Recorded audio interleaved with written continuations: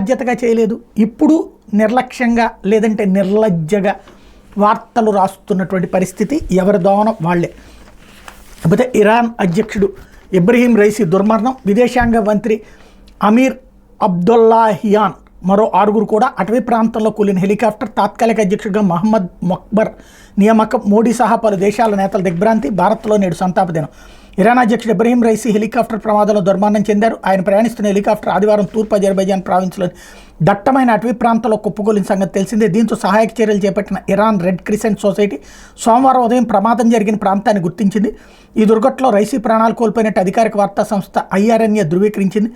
ఆయనతో పాటు విదేశాంగ మంత్రి హుస్బేన్ అమీర్ అబ్దుల్లాహియాన్, తూర్పు అజర్బైజాన్ ప్రావిన్స్ గవర్నర్ మలేక్ రహ్మతి, మరో 5 అధికారులు మృతి చెందినట్టు ప్రకటించింది. రైసీ అంత్యక్రియలు మంగళవారం జరగనున్నాయి.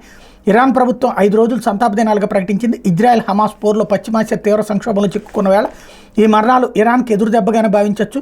ఇటీవల పాలస్తీనియన్లకు మద్దతుగా ఇజ్రాయెల్పై ఇరాన్ దూకుడుగా వ్యవహరిస్తోంది. ఈ అంశంలో ఇరాన్ సుప్రీం అధినేత అయతుల్లా అలీ ఖమేనీకి ఇటు ఇబ్రహీం రైసీ, అటు హుస్సేన్ అమీర్ అబ్దుల్లాహియాన్